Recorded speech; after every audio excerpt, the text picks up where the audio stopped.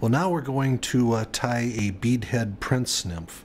And so similar to some of the other flies in this series, I like to take the hook and pinch down the barb before we tie the fly.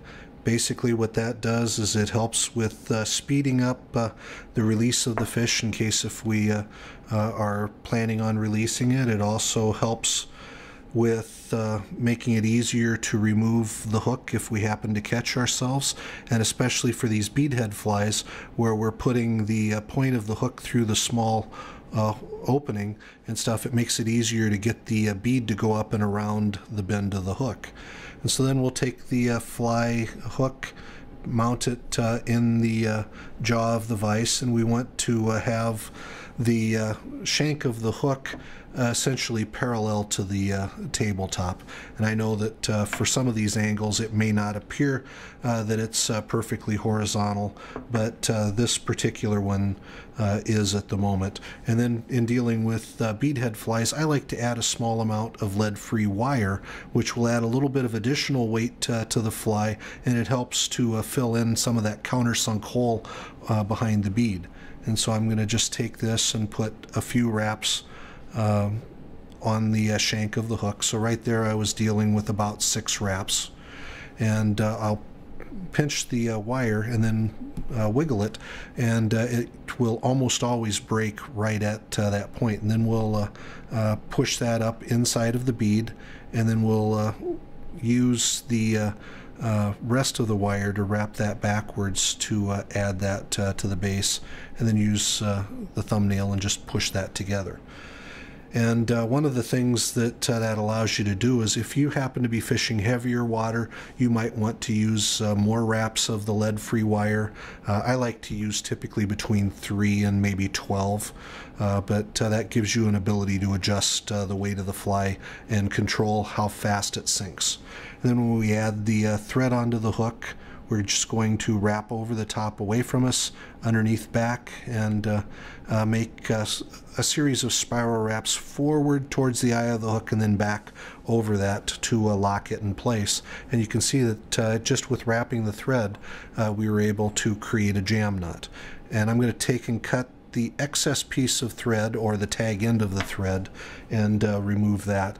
And now we're going to lay a thread base down on the hook shank, and I like working with maybe an inch or so of thread out of the bobbin, and then that way we can advance the thread over the hook shank and back just by rotating my wrist a little bit. I don't have to make the exaggerated motions with the hand that I would if I was using a larger amount of thread.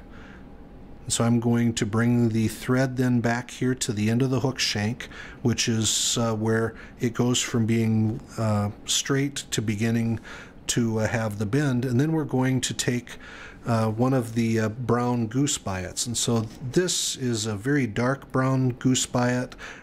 Sometimes they're reddish. Both are effective for fly tying, and we're going to use these to make 2 tails. And so I just want to get 2 of these out, and then we'll cut those right by the stem of the biot, and then we'll have those ready for tying in the tail. And I'm going to set one down on the tabletop, and what I want to do is take this biot, and we're going to create a tail on the far side by tying that in with a couple of wraps, trying to get that to go fairly flat.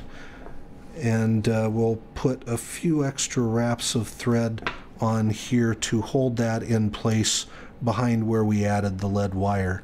And then I'll bring the thread back to this same point, and we'll tie the one in on the near side.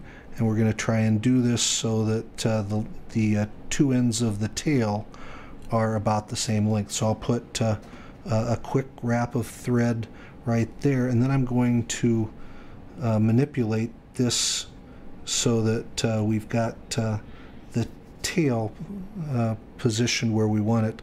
And then I'll go ahead and make these wraps and take some of the excess material and trim that out of the way. There we go.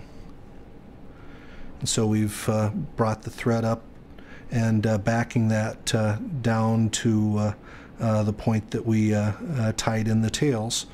And now what we're going to do is add some peacock herl to make the body.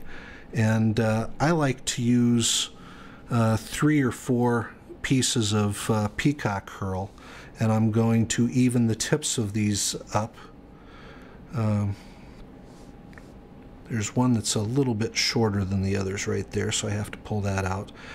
And then by grasping the tips, I'm going to pull on those and break them, because there's usually a weak point out by the tips. And then I'm going to lay that over the shank of the hook, and we'll bring the thread back to the tie-in point where we started.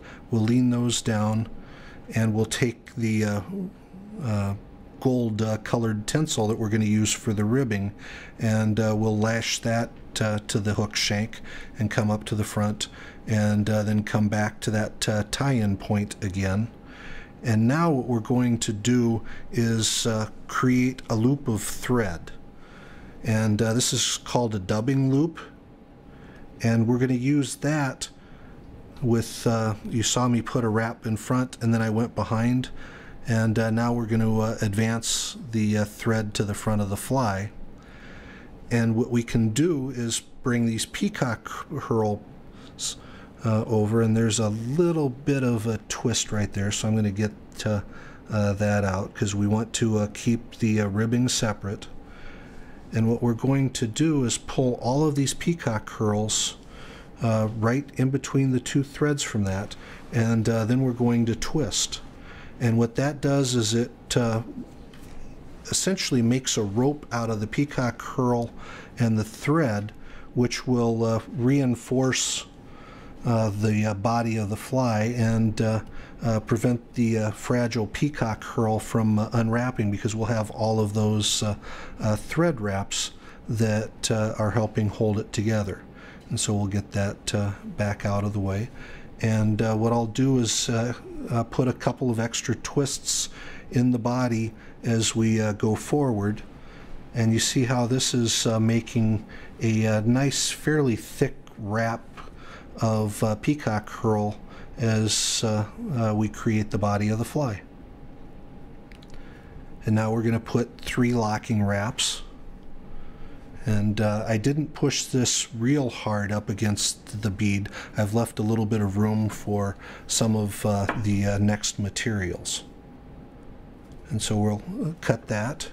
And now we're going to take this ribbing, and we're going to make loose spirals coming forward. Now I'm continuing to pull tension on this as we're going forward, but that gives a little bit of gold color and flash through the body of the fly, and then it also further reinforces the peacock herl. And so those tying wraps right there.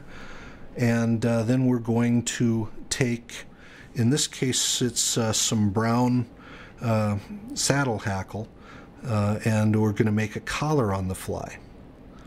And with this you can also use soft hackle.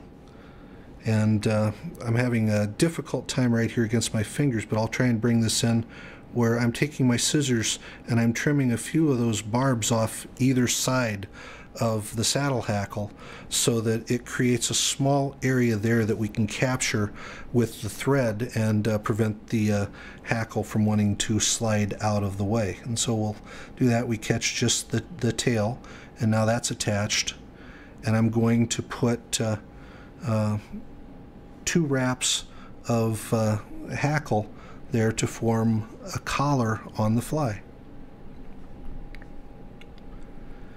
And so we've got those locking wraps. And one of the things that I like to do at this point is to come back and put a knot, just so that when we're working with the biot for the wings, if anything should happen, then the fly is not going to unravel.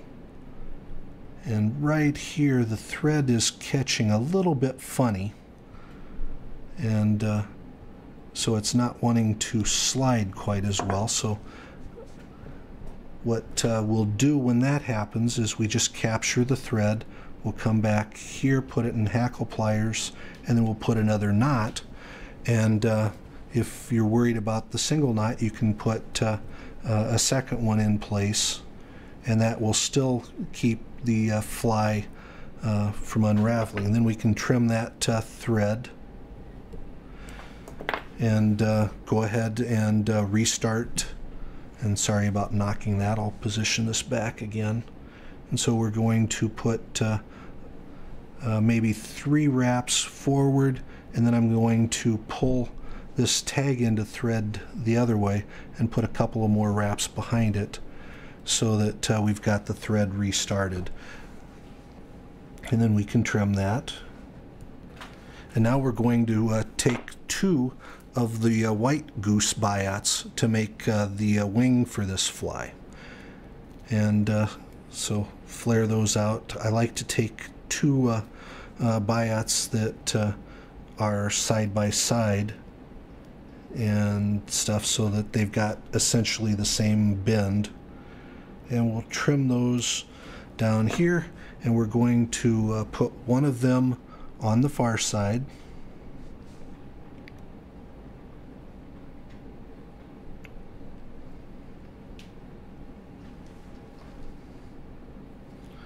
And one of them on the close side. And we want to adjust those so that the tips are about the same length. And I'm going to slide that up and look at it from the top so that those are about the same angle. So I'll go ahead and put a few wraps of thread there. And now I'm going to put a knot to hold that in place. Again, that's just so that it makes it easier to keep the fly positioned where we want. Trim those excess materials.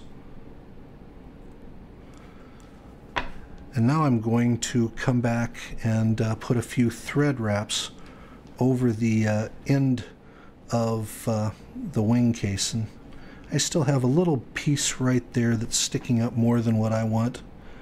And so I'm going to try and get that to lift up to where we can trim it.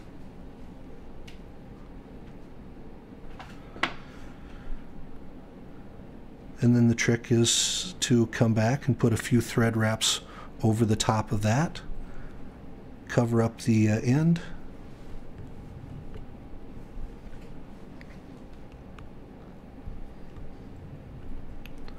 couple more knots right there, and we have a finished beadhead Prince Nymph. So now when we take the fly out of the vise and turn it, you can see that we've got the 2 white biots in a distinct V and the tail biots in a distinct V, which is what the Prince Nymph is known for. And I really love this fly. It's very effective. The white biots in the wing contrast with the peacock curl from the body and make a very effective fly. And again, if this was a classic pattern, I'd want these tail fibers being a little bit higher up. I forget sometimes when I'm tying them, I like them pointing down a little bit, because as this goes through the water column, it acts like a spoon and it causes the fly to wobble a little bit, and that motion is something that I think is a very good thing, but that's a variation off of the classic pattern. And so that's a Prince Nymph.